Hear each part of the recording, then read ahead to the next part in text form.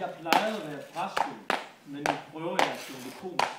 Når det kalkbelagte alter bliver rosenrødt, metallisk og symfonisk. En eksposition i uhørt skala, som kunne deles af morgenlys smukt, hvor kaskader af farver og dufte rammer himlen efter natten flugt. Og som regnen vasker lyset væk, så ledes går alt til grunde.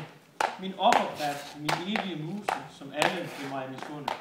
Men af kunden er du kommet, og på papiret skal du blive. Jeg nedfælder mine minder med anger, mens jeg efter vejret hive.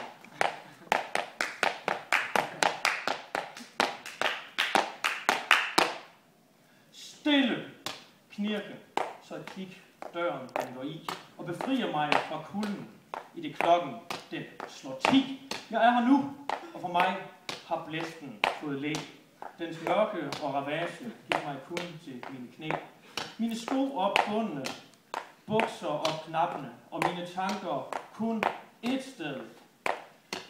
På baderummets klingegulv, der vokser op og med. Og majestætisk lyder hul, der står et helt parnas. Jeg bestiger det og sætter mig på mit fækalie palads.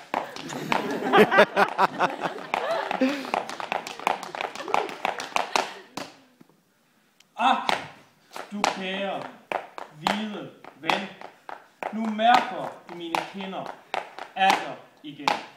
For jeg har slået mig ned for at komme ud af mørket og ind i den lyseste afkrog af udmørket, alene med mine tanker og udsugningskald, der monotont steriliserer luftens forfald, mens min hjerne snurrer som en visker i højeste gear uden nogensinde at rense mit dunkle.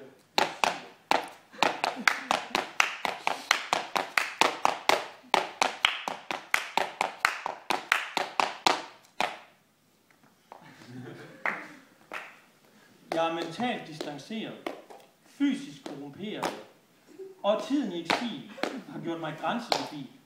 Hvis jeg siger mere, har jeg spildt min tid. Grænsen er nået. Bare et ord mere skal der til. For at vende situationen og perfekt til en brilliant katastrofe, hvor mimikken går fra interesseret til forarvet med en enkelt satans strofe. Det er en linedans af øjensynlige proportioner, med ben for øjnene og usikre artikulationer. Jeg vender tilbage til min vante plads med mine tanker, og fylder min tomhed, så jeg snart igen kan skylle ud og kaste.